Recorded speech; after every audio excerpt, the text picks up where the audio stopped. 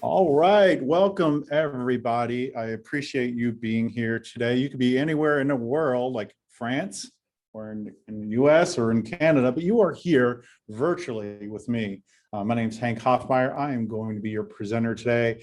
And today we're going to talk about staying fresh and clean, not with your laundry, not with your apartment or your home, but when it comes to your email marketing campaigns, we want to make sure that you are performing list hygiene and you're using best practices to make sure that your email campaigns are the best that they can be. So let's go ahead and get started today. Awesome. So first things first, if you have any issues with hearing me today, definitely let me know. A lot of times you can definitely find the issues are maybe with your computer, and just restarting Zoom or restarting your computer can help.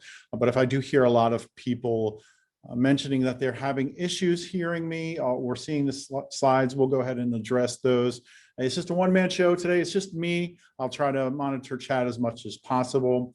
Another thing is, hey, maybe your boss pulls you out of today's awesome webinar and says you have to partake in an important meeting and you need to hop off. That's fine. There will be a recording available in a few days. And we'll have that on our YouTube channel. We'll also send an email out to let you know that it's available. And also, if you have questions, I would encourage you to go ahead and put them in the Q&A section of the Zoom webinar so that we can get to those at the end. I don't want you to forget. Go ahead and put those in while we're talking, and we can go back and revisit those. I would love to answer your questions. This topic usually has a lot of questions around it.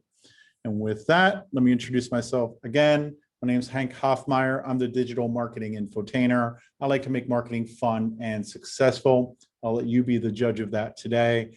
And I also happen to be the senior manager of client solutions for iContact. And I'm here to help you with your email marketing campaigns today. Let me ask you a question. I'm going to bring a poll up. And the question is, what is the most important aspect of email marketing? And here is going to be your answers. Is it automation?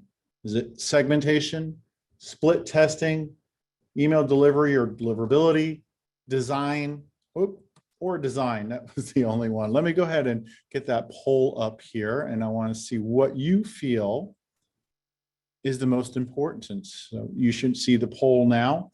What is the most important aspect of email marketing? Automation, segmentation, split testing, delivery or deliverability, or design. We have 88%. Well, now it's going down, actually, down into the 70s. 70% are saying deliverability.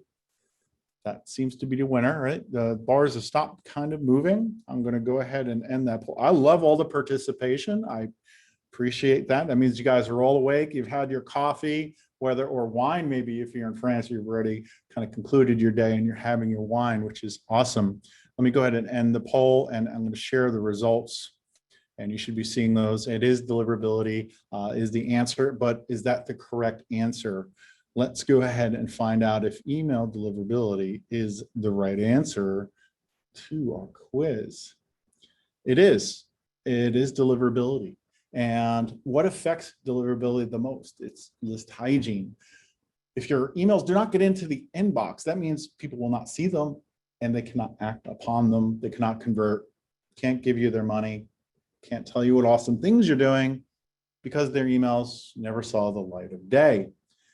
And the best thing that you can do to improve your deliverability is performing list hygiene. Now, there are some other things. We've had webinars in the past around setting up technical aspects like SPF, DKIM, and DMARC. These are just technical items that say whatever provider, like iContact, whatever provider you're using is able to send emails on your behalf, and it's not spoofed, and it hasn't been hacked in any way, and it builds trust with the inbox providers. But more importantly, getting your email into the inbox for the recipient is the most important thing, and list hygiene is the best way to keep your deliverability high. Do you know what list hygiene is? And based on the answer from that poll, I feel like I have a group of very knowledgeable email marketers on today's call. I probably can just ask somebody else to present for me today because it sounds like you all know what you're doing. Maybe you'll get some golden nuggets today and you'll get some examples or at least some inspiration. But list hygiene is the act of cleaning or removing inactive email subscribers in order to improve email deliverability and your campaign engagement. But let me stop and ask, why should we care about list hygiene? What is so important about keeping your lists clean with your email campaigns? First of all, it's a good opportunity to reintroduce yourself to old users who have not seen an email from you in a while. Low engagement with your emails can just decrease your KPIs like your opens, your clicks, and most importantly, return on investment or income, right? And people aren't receiving emails, like I said, they can't act on those emails and convert. Did you know it's 5 times cheaper to turn an inactive customer into an active customer instead of onboarding a new one? They always say it's easier to retain clients than it is to bring on board new ones. It's cheaper to do that.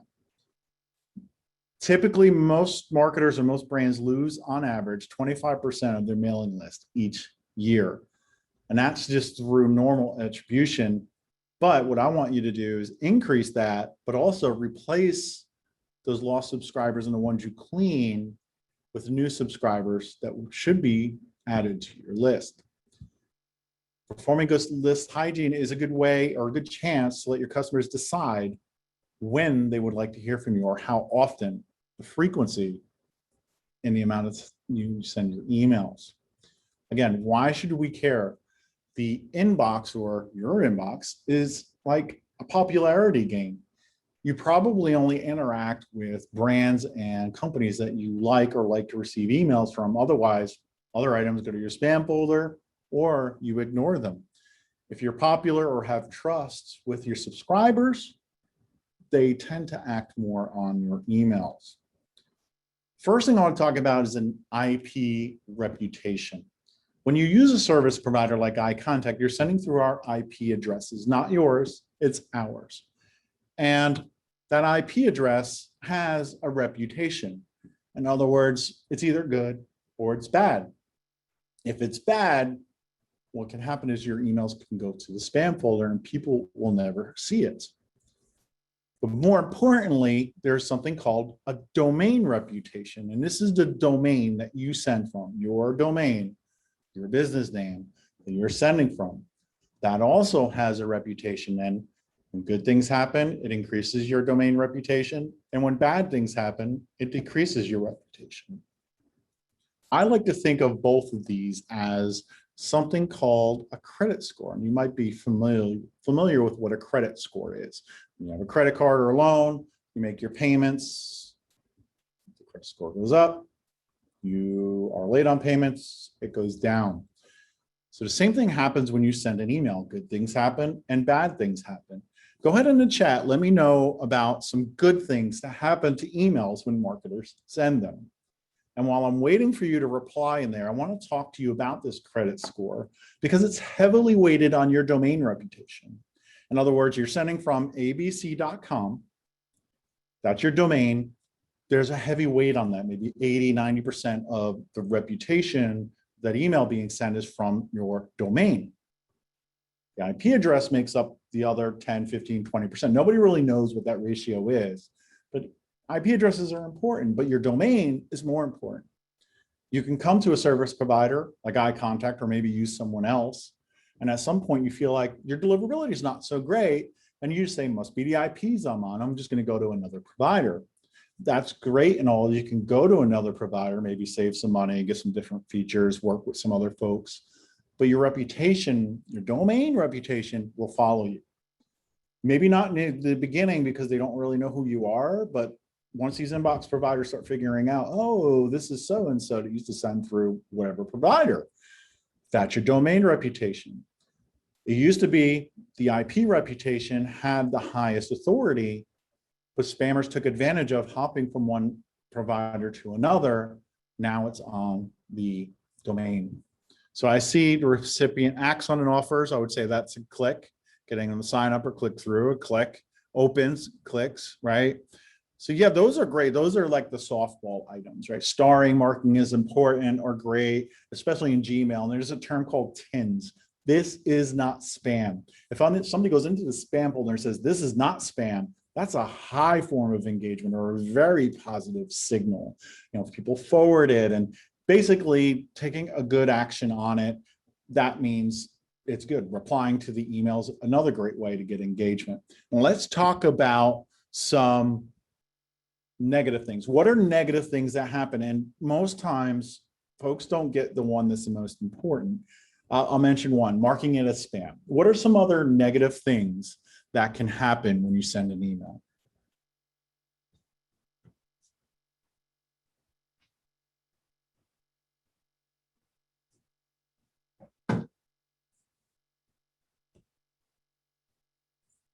Frequently deleting your message. Yes, not opening at all. The unsubscribe. Bounce is another one, right? That's one that usually people get. Blocking the sender, marking as spam. Yes. And who was it that said doing nothing? Wow, these are flooding in here. So the unsubscribe, blocking, not reading it. So Sarah, somebody else said, Morgan, both of you hit the nail on the head. Ignoring your emails actually is one of the worst things that can happen. Not particularly for like one subscriber, but what happens is, I call it scope creep. You have 5% of your list that ignore your emails and don't open them. Then at some point it becomes 10, it becomes 20. It grows because you're not identifying people who are disengaged, who haven't opened your emails.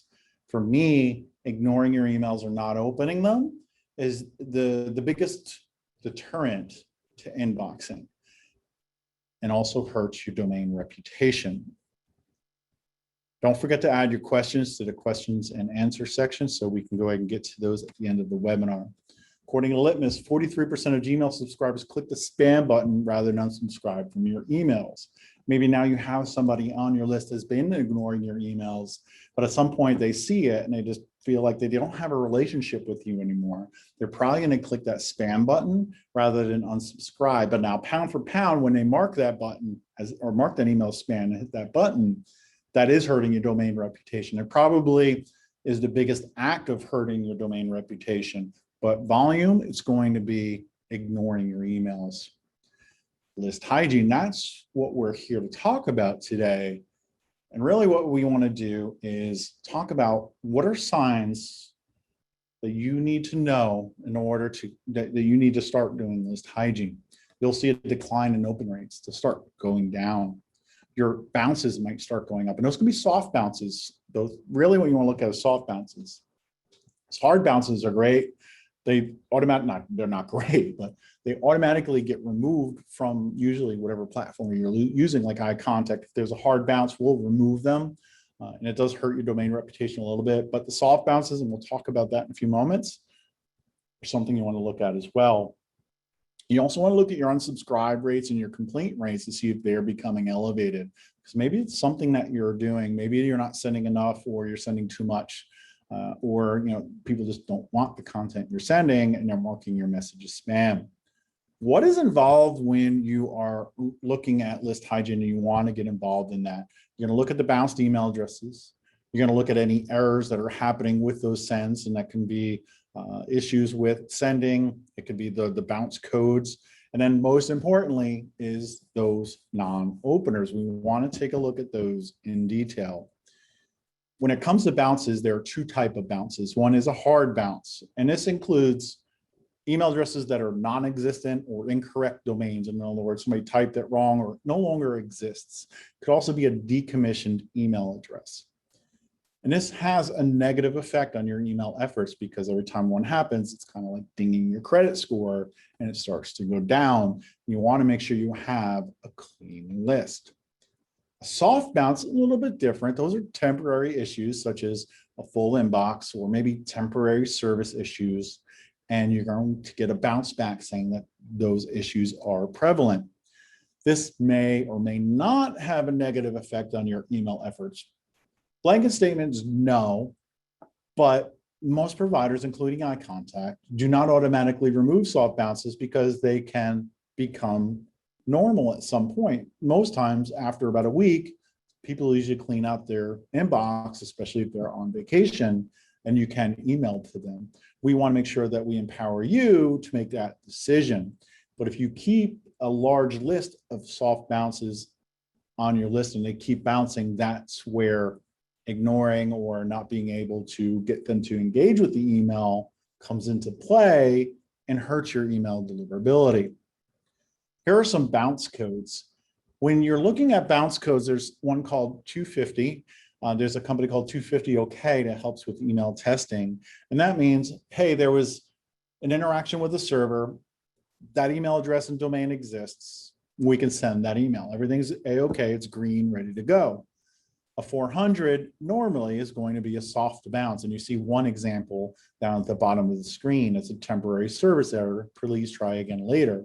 I would say that's probably because there's an issue with the server. Maybe the website was down or something, or the domain was down that you're sending to, or whatever it was. Gmail might have been down. Normally you'll see that, or you'll see inbox is full. Another one is what's called a 500 error. And those are either bad mailbox or spam related. You're being blocked for some reason and they do not want your email addresses. So you want to take a look at those so that you can figure out what's going on. And most times these will be blocked, but it really depends on the person who set up the replies on those servers. It could be a custom domain, like a normal company name, and they manage their own email. They can say 500 error, no one here by that name, silly, if they want to. They can also code a hard bounce as a 400 error and vice versa. 400 is actually a 500. It's just the way things are. But for the most part, these codes are usually accurate. And it's really worth taking a look at your bounces every now and then to see what you might be able to do to ensure that your emails are getting to the inbox. And some of these ones that you see that are spam related, those technical items like SPF, DKIM, and DMARC can usually help somewhat with that. But other times it might be that your domain or the IP address you're sending from is on a block list and your emails are just not being accepted at all. We're talking about all these different things, opening, not opening, clicking, and bouncing. It's important to take a step back and look at measuring your results. What you want to do is make sure that you're looking at your emails when you send them, whether it's every week or every month, just taking a look at what's going on. Here's an example of a send report. And what you want to do is benchmark yourself and maybe look at averages and say, hey, am I doing well? But for the most part, I'd say set a benchmark, find out where you are, and strive to improve, because the numbers I'm going to share with you are averages. And I don't want you to compare yourself to them, because you might say, yay, I'm going to buy a drink because I doubled that. Or, hey, I'm nowhere near that and I need to get there. But these are general benchmarks. So your open rate should be around 20%. Click rate should be about 5%. Your unsubscribe rate should be about 0.5%. Or I like to break that out by 5 per 1,000. Next is your unsubscribe rate should be about 1% of that send. And your spam complaint should be about 1 per 1,000. And when I say this, it's per email address type or by domain. So if it's Gmail, it should be 1 per 1,000 of Gmail subscribers, 5 per 1,000 unsubscribe rate for Gmail, Yahoo, or private domains, because each individual email provider is going to gauge you differently, and they may actually have different credit score ratings than the other ones do. Create a baseline and go from there. Find out where you are and say, Hank gave me some great information today. I'm going to go ahead and I'm going to do my list hygiene. I'm going to send better emails. I'm going to go watch previously recorded webinars, and I'm going to go to future webinars, and I'm just going to be knocking it out of the park when it comes to my email campaigns. Don't forget to drop your questions in the Q&A area, because we're going to get to that down the road here today. If you want to really know industry specific open rates, click rates, or metrics, go to smartinsights.com and search for email marketing metrics. You'll be able to find most industries listed there. And I just put a couple of examples here, and you'll notice that some of them are different. Like education, about almost a 30% open rate is what should be expected there. Now what? We talked about domain reputation, credit scores, bounces, and measuring your results. The thing is, now we want to know, how often should we be cleaning our lists? That's a great question because you don't want to overdo it. You don't want to underdo it. You want it to be just right. And here is going to be the next poll. And the question is, how often should you clean your list? I'm going to bring up the poll. So fingers ready. Once a week, every month, every 6 weeks, once a year, or never. Let me go ahead and bring that poll up for you. And it won't bring me to the second poll. Give me 1 second.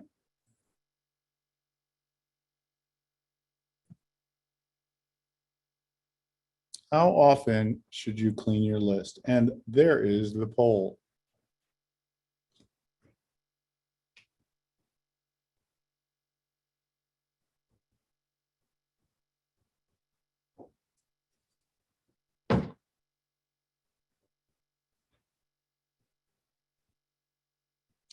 All right, folks are still taking that.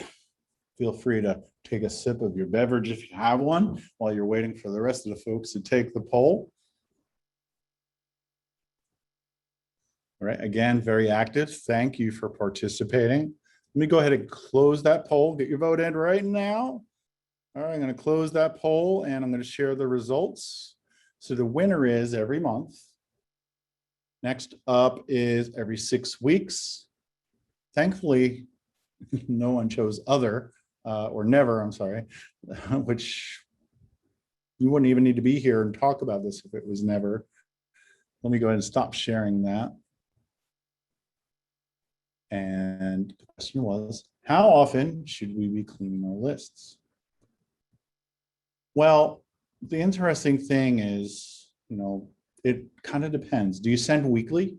Do you send monthly?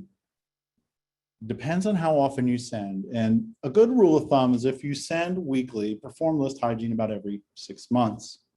And if you send every year, if you send once a month, not as frequently, go ahead and do that every 12 months. That's usually a good rule of thumb. To properly set up your list hygiene campaigns, you need to identify inactive contacts.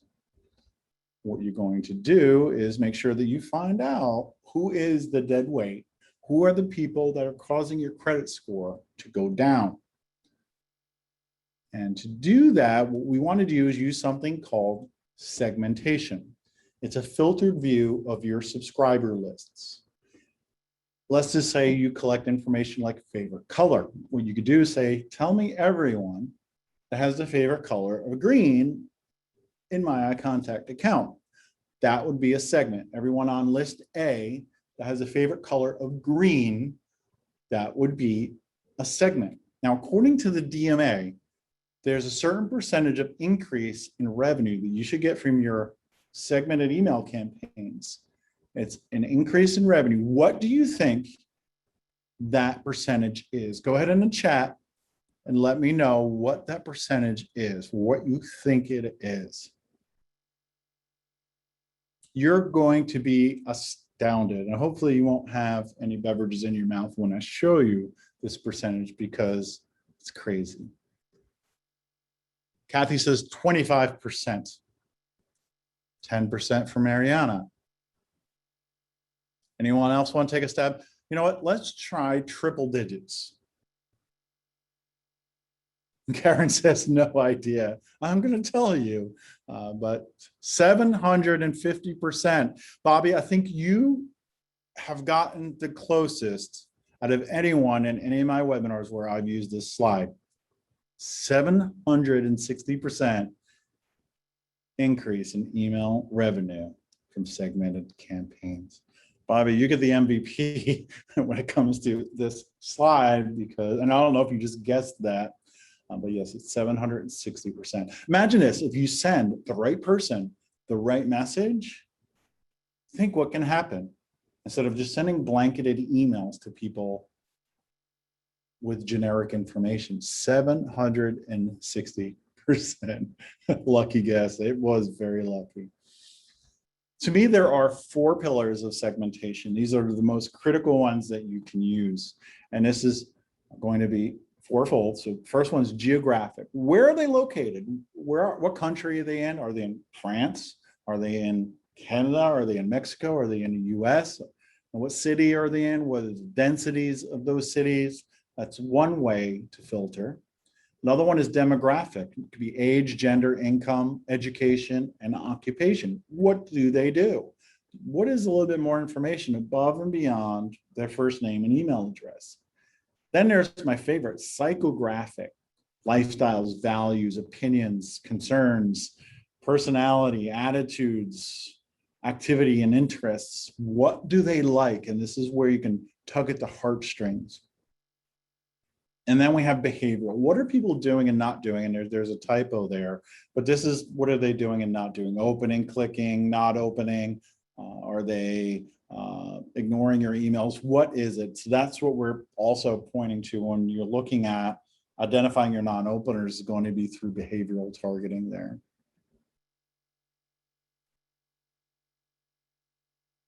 So what you want to do for this situation, list hygiene, is you're going to have non-openers. You're going to take your 6-month or 12-month non-openers, 180, 365 days, and you're going to identify them through segmentation. Use the tools to say, show me people in my account that have not opened in 6 months or 12 months. You'll also maybe want to do a segment on soft bounces and maybe just clean those right away. Just get rid of them or send them one email and say, hey, we noticed that your email is bouncing. And if it continues to bounce, remove them. There's another thing another benefit of doing list hygiene is called removing spam traps. A spam trap is a recycled email address. Let's say you have an email address for somebody that uses AOL and they stop using that email. And after some time, AOL is going to contact that person or try to and say, do you still want this account? And if they don't respond, they'll close that account. They will send those bounce codes, the 500s. And if you send an email to that recipient during that time, it'll automatically be removed. But let's say it's a period of a month and you haven't sent to that email address, but you send to them after they turn it into a spam trap, that significantly hurts your email deliverability. By removing people who are disengaged with your emails, as a byproduct, you're removing spam traps, which is very helpful. Identify your non-openers, segment or add inactives to a separate list, or just use the segment when you're sending. Then what you want to do is send a "are we breaking up" email. I don't know about you, but if somebody's breaking up with me, I'm going to want to know why, and I'm going to open that email up. Then next, what you'll want to do is send a second chance email, and then a last chance email. And once you've done all that, you can go ahead and remove and delete those subscribers because they're not really relevant anymore. They haven't been opening. They're probably not going to open. As a byproduct, your open rate will probably go up because you got rid of all of that dead weight. Very helpful. You can set this up as a journey, or you can use automation and send message 1 to people that meet the criteria of not opening every 6 months or every year, and send that "we miss you" email. Let customers know why you're getting in touch with them. Remind them who you are and why they signed up in the first place. Maybe it's a great deal or to have a relationship with you. Give them an opportunity to change what they receive. Maybe they don't want every single email that you send, or maybe you send a newsletter and then you send a sales special. Maybe they only want one. Give those folks those opportunities. Message 2 is to please come back. You're identifying people who did not open the first email. You send the second one, please come back, I'm begging you. Maybe there's where you incentivize them by giving them a coupon code and providing more updates on why they should stay with you and receive your emails. And message 3 is this goodbye? At that point, you're giving them 3 chances because they did not open the previous 2 emails. And this is the 3rd email, and you're giving them that last chance. And what you want to do is make sure, hey, maybe email is not the way you want to receive communications from us. Make sure to follow us on social media, because maybe if they do open that, but they do not want to receive your emails, maybe they'll choose to follow you on social media. It's kind of a last ditch effort. 45% of customers who receive win-back emails read subsequent messages. That's why it's worth doing the list hygiene and doing the win-back campaigns, because once you win them back, Usually majority of them are going to stay engaged with you. All right, let's talk about using automation. So you're going to have your inactive recipients. And from there, what you're going to do is you are going to identify them automatically using segmentation. The automation is going to kick in and they're going to enter the segment, right? Once you identify them, you can send that welcome email as soon as they get identified. And maybe you wait 7 days and somebody you didn't open or didn't click, you're going to go ahead and send that follow-up email. And again, wait 7 days and you're going to check to see if they didn't open the previous two, then send your final email, then remove the very inactive contacts from your mailing list, someone that did not open any of those emails. But anyone who opened any one of those emails or all of them, you can basically mark them as engaged again, maybe send them a welcome back email, move them back to the normal list, or just keep going as normal. We're talking about what to do, but not really what to send. And that is the next item here. In what you send really matters. It's your opportunity to win back these subscribers so that they stay engaged with you again. Number one, you want to appeal to the heart and mind. Use emotion and logic to win back your subscribers. Tell them why. Tell them your story, your brand story, whatever it is. Talk to their hearts and their minds to win them back. Use images and video in your email because humans are visual by nature and they make emails so much more engaging and more appealing. Usually people will convert more when you include those elements. Be imaginative, have fun with it. Get people excited to stay on your list. And number four, use incentives if you can. Give your subscribers a reason to stick around. Let's look at some example emails that I picked out that I really like. So when you're sending your emails to win people back, we have some examples. Chipotle's just got a simple email. Should you stay or should you go? Stay in or get out. They're just letting you make that decision. And then we have, another one here that's just saying we hate goodbyes. I like this one. It's pretty good, simple, and they're using different fonts and different colors, an image that stands out, and they're asking you to keep them company, keep them coming. And I like this one, a little bit of, of an emotional one. We miss you. Using a real animal and a stuffed animal doesn't get much better than that, but Kaijin is really, really trying to win your back through your heart. Probably right here is what they're trying to do. Let's look at some more examples.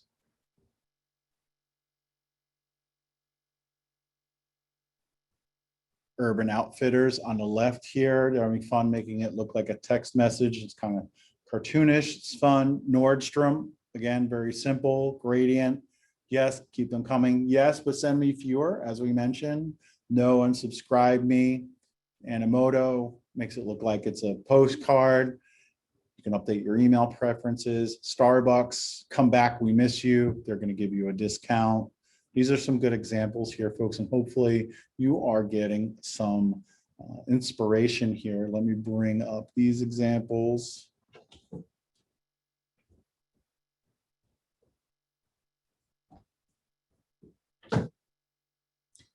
We have Teespring, love the puppy, again, another animal.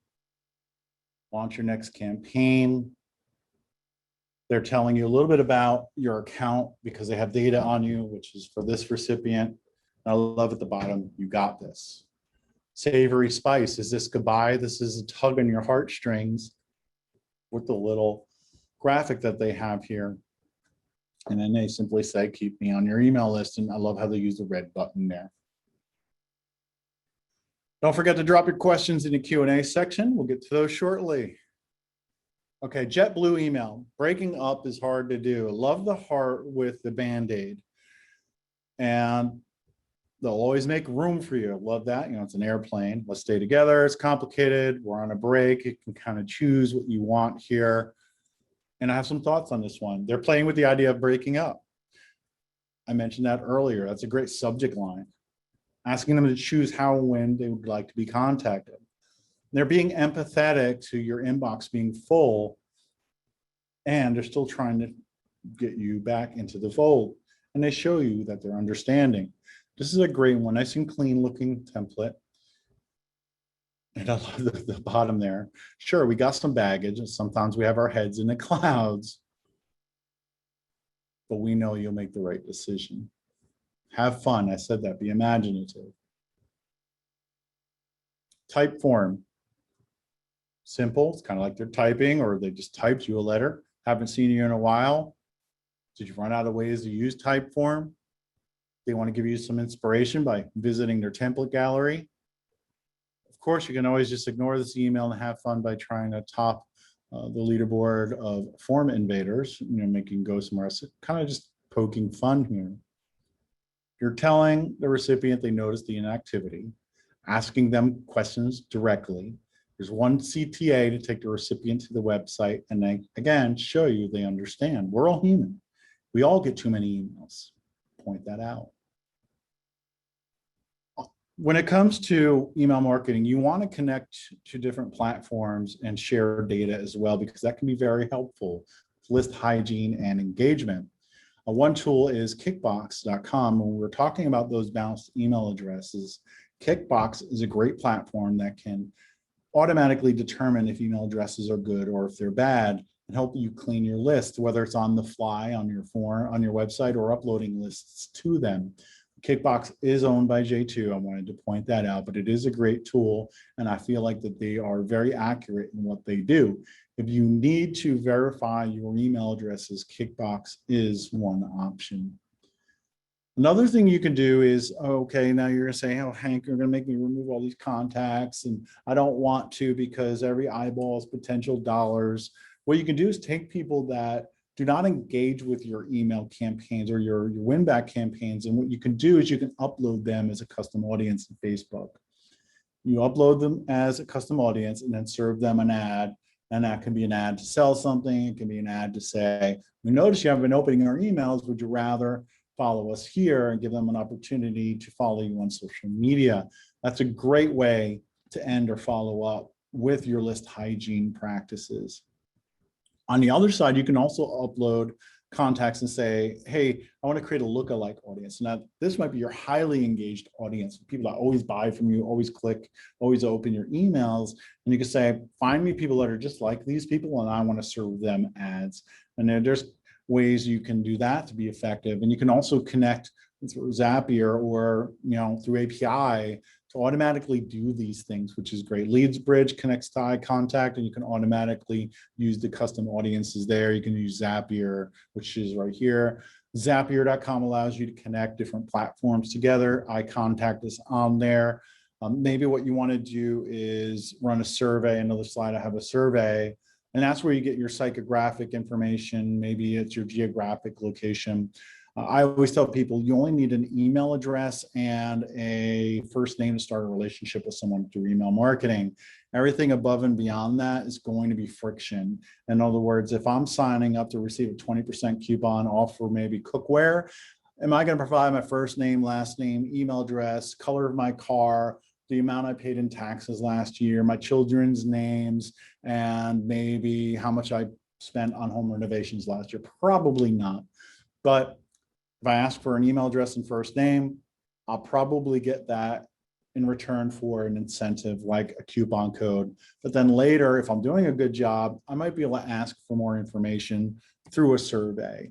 So what you can do is use tools like SurveyTown, you can use SurveyMonkey, and you can use Zapier to connect to iContact. In other words, Zapier sits between, say, SurveyMonkey and iContact, and sends that data back and forth. You can also connect to a lot of other platforms to make sure your data is flowing correctly. Maybe you need to update items in Salesforce or something after you do your list hygiene. 3 things to remember. If you leave today's webinar and only remember these 3 things, I feel like I'm successful. Identify and segment your non-openers. Make sure you're doing that. Run a win-back campaign. We miss you. Aren't we breaking up? Question mark. And what you want to do is rinse and repeat. Go back to number 1. Every 6 months, every year, identify and segment your non-openers. Run a win-back campaign. Rinse and repeat. Say it with me, folks. Identify your segments and your non-openers. Identify and segment your non-openers. Run a win-back campaign, rinse and repeat. Those are the 3 things you need to remember. And remember the inspiration and ideas I gave you. And from there, you'll be fresh and clean. You'll have better performing email campaigns because you're going to get rid of the dead weight and your open rate's going to go up. You'll be sending emails to people that want your emails.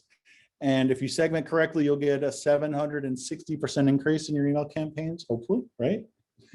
And just remember, list hygiene is a habit. You have to habitually do it. To reap the rewards, you have to be consistent. Any marketer knows consistency is key, and also testing is crucial, right? Consistency is key, testing is crucial. I think that's like a statement I can make now. And I've never used that before, but I think that's something to do. So identify your non-openers and segment them. Run your list hygiene campaigns, rinse and repeat. Go ahead and ask the questions. I'm going to go ahead and get started on the ones that I already have. Hopefully this has been an insightful webinar so far. All right, so Emily's asking, how do we handle if I contact frequently purges our master list on its own and does not let the person resubscribe? I'm not really following that question, Emily. Are you, I don't know how it would, now if you're talking about like hard bounces, that normally means that email address does not exist. Therefore, you would not want to email them again because it would be bad. Now, if they unsubscribed, they can either use a sign-up form or they can go back to an old email and get added back. Or if they email you and say they want to be added back, you can forward that to our support team and we can add them back to your list. In other words, we don't want customers adding back people that maybe don't need to be added back because of canned spam reasons. What is KPI? A KPI is just KPI is like your numbers. Like my KPI for this webinar is to have 50 people attend and to have 20% of you stay throughout. It's kind of just like a measurement. It's a key performance indicator. I struggled for a minute there. So maybe you want to set up a KPI for your win back campaign. On average, I think like 5% is average for what you should get back with your win back campaigns, but maybe you say my KPI is 8 or my KPI is 10. My key performance indicator is 8 on my next win back campaign. How do I know my domain reputation? Bobby, you're very smart. You guesstimated my percentage, but Bobby, there is no real way to know your domain reputation unless you are sending from your own domain, which hardly any companies do anymore, because they want the added benefit of having a service provider help them use different IPs and help you with your domain reputation. But really what it comes down to is like with your credit score, without using a credit score company, how do you know if your credit score is good? Are you paying your bills on time? You know, anybody that's co-signed, you co-sign a loan for, is that bill being paid on time? All those things. Are you doing the right things? Most importantly, you want to look at your open rates and see if they're good and identify cohorts, because not the same people are not always opening your emails. You want to look at, hey, what percentage of my list hasn't opened in 6 months or a year, and clean that way. Check for block lists or blacklists. Make sure your domain's not on there. If you have a CSM or an account manager at iContact, we definitely can help you determine whether your domain reputation is good or not. Otherwise, call into support. They might be able to give you some pointers there, but there's no real way unless you're sending all of your emails through your own IP, and then you can set up a tool to monitor that.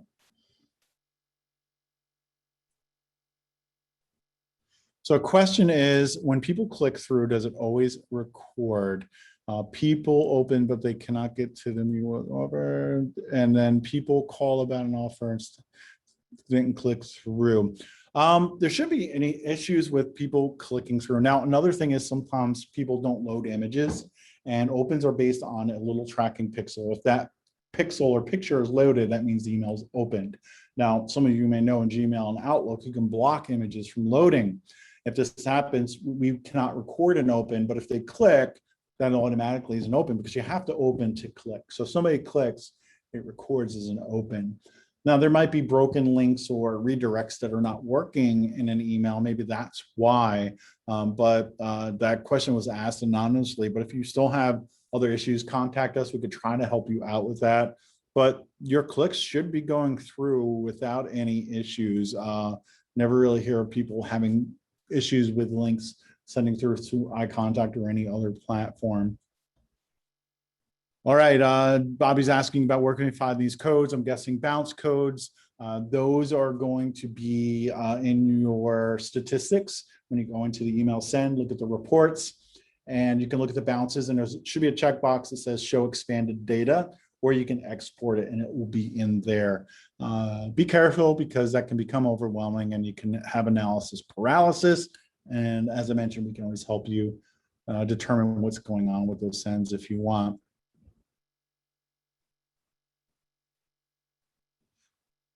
Bobby's also saying he has a specific pool of potential people to market to, and they're very stringent with security. The best way to identify what the issue deliverability is.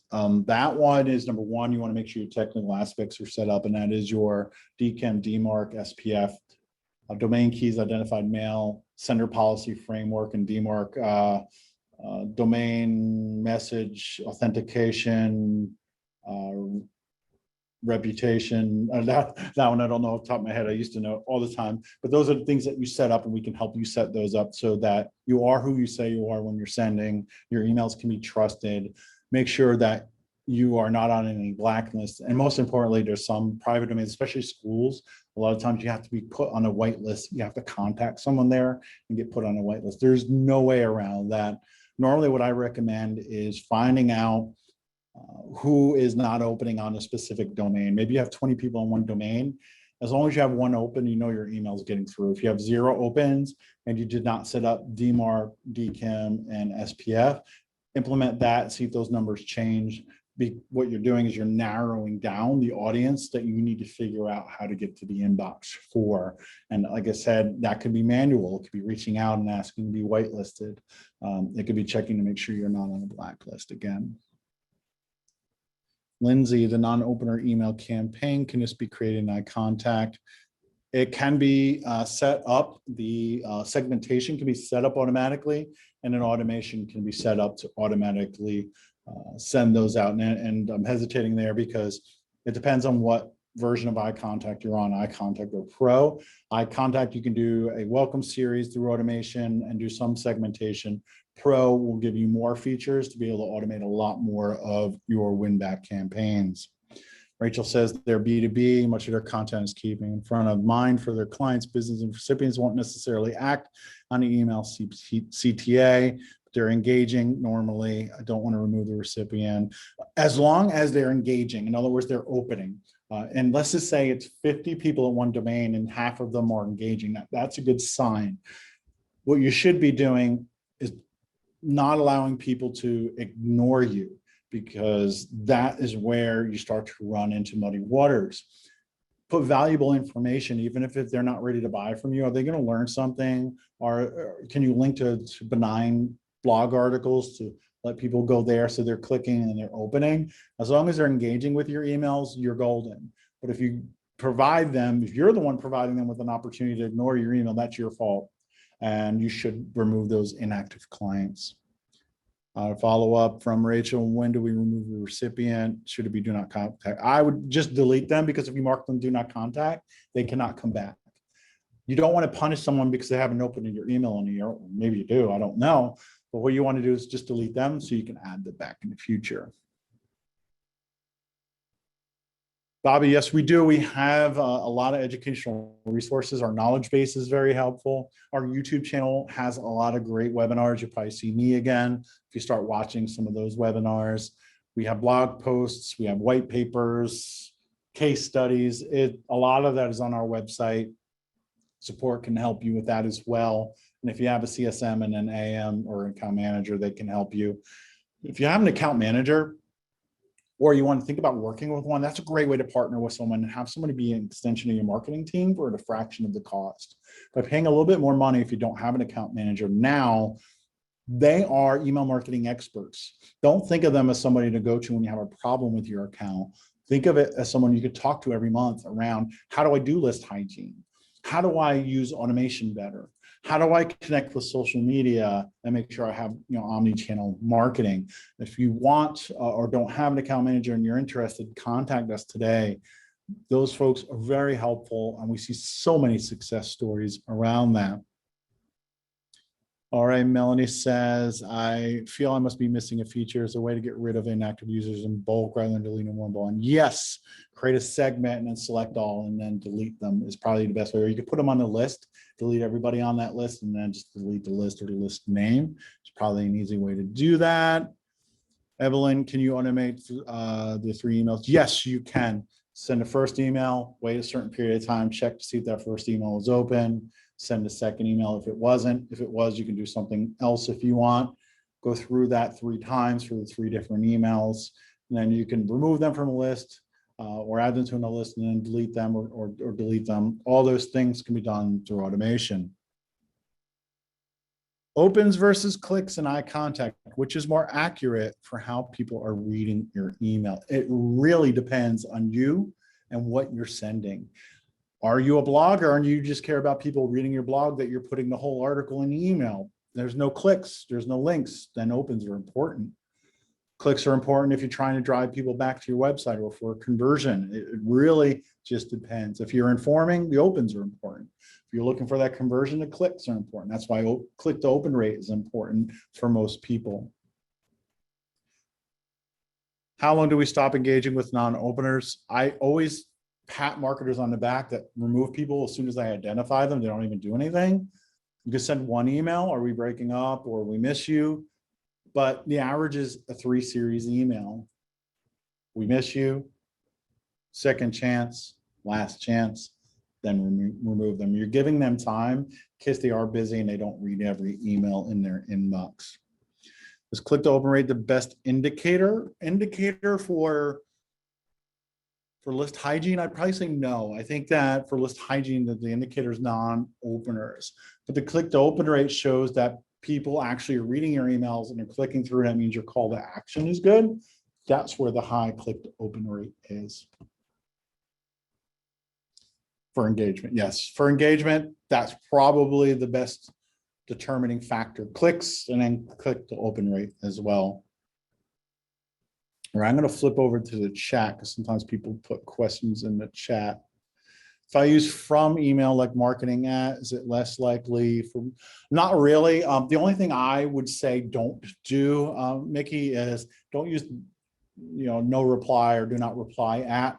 It just makes the email feel impersonal. In other words, hey, I want to reply and ask a question or I want to do something, but feels like they don't want emails from me. And maybe you are working with a larger company, you can't handle that volume. At least have something with an automated reply, just saying, hey, it's hard for us to reply to every single email, but just know that your email is read or something like that. I would just say don't use no reply or do not reply at. Somebody was mentioning the acronyms, probably was the ones I mentioned already. I think I went over those. I love how Bobby says the credit score, it'll be finding an uphill battle. It can be. It's interesting is because you can have a high domain reputation, you're floating around there and you're doing well. Then all of a sudden you dip down into the territory where Gmail and other providers start treating your message as spam. It's harder to come out of that than it's easier to maintain a good deliverability rating than it is to get out of the bad one. And it takes a lot of work. It's always doing the right thing. It's following best practices. Watch our previous webinars, sign up for future ones. That's how you get to know, especially if you're newer to email marketing. There's just so much to know. I've been doing this for almost 12 years now, and I'm still learning. I'm always learning about email marketing because it does change. Even though email marketing has been the same, it has been changing. Karen says, I think one of the most important parts is a subject line of an email. Do you have any suggestions? Again, that is subject to what you do. If you're a very serious company, you probably don't want to put jokes in your subject line. You do want to use emoji because emojis are very helpful and they can help you get into the inbox, or at least get your email seen in the inbox so that people can act on those. But using action words like save now, limited time offer, those usually work. You can use punctuation as long as you don't overdo it. That usually is very helpful. I know my light went out in the back here, and that's why I pause my video every now and then so I can go reset that. But I don't want to walk away from this webinar right now. But yeah, subject lines are important and they matter. And that's why split testing is another available tool to allow you to test different versions of your subject line with smaller portions of your lists and then choose the winner to send out to everyone else. I believe there was a webinar pretty recently that talked about some ideas, inspiration for subject lines. You might want to take a look at that one. Audrey says, what if we haven't communicated with non-openers for 6 months? Yes, it's worth it, at least sending 1 or 2 emails, because sending 1 or 2 more emails is not really going to hurt you as bad as you keep sending to them for another year. Try to win back as many as you can, about that 5%, because it is cheaper to keep people than it is to get new. But you also want to be growing your list at the same time, so don't forget about that. But yes, but I would say if you're looking to add to contacts to your, say, iContact account, you have a list that you found in a drawer somewhere or in a floppy disk, right? And you know it's more than a year old, I wouldn't bother sending to them. But if you know you've been sending to people and giving them that opportunity, what you're trying to do is find the people that have not acted on your email. They see them, but they're just, I don't want to engage with that, and they don't. That's what you're trying to do, is win those back. There are going to be people where maybe it is now going to spam for them, but inbox for other people, they'll never see your email. Maybe at some point they will come back. By deleting them, they can be added back. So we're coming back and talking about some of the tips that and advice I've been giving you. Bobby asked, will we keep doing webinars on different topics? We have, and we will. Majority of the time, these webinars go on our YouTube channel, and it's just search for iContact on YouTube, and there should be even a playlist of all the webinars that we have. We usually have one every other month, and we look forward to doing these. We think it's very helpful. I love the Q&A section. That's my most favorite part of the webinars, is helping people out, answering questions. But a lot of times it comes down to take the advice I'm giving you, but fit it into what you're doing, because maybe you're a brand that sends once a quarter or once a week, and my message might have been around once a month. Tailor what I'm saying to what you're doing, but the best practices are pretty much the same overall. Send valuable information to people, send the right message to the right person at the right time using segmentation, personalization, and automation. And that's usually how you start to build a really good list and keep them engaged, and then habitually do your list hygiene. And that's what keeps your email deliverability the best it can be without other outside forces like blacklists or not setting up those technical items. Feel free to reach out to our support team if you have any questions. If you have a CSM or a client services representative or an account manager, reach out to them as well. And I don't have the link in front of me for that webinar, but it is on our YouTube channel. Check it out there. I'll see if I can get that in a follow-up, but I appreciate everybody being here. We are just about at time. I hope that I did make this webinar understandable and actionable for you. Remember the 3 things: identify and segment your non-openers, perform list hygiene, rinse and repeat. That's as simple as it is. So if somebody asked you, what did you learn in the webinar? You told me you were going to, you should be able to repeat those. And hopefully that'll help you remember some of the other items and other information we discussed today. I appreciate everybody being here today. It was wonderful having you from all over the world, mostly in France and North America, but I appreciate you being here. Thank you so much for engaging with my poll, and we'll see you in the next one in about 2 months, but don't forget to go look at previous webinar. Thank you so much and have a great day.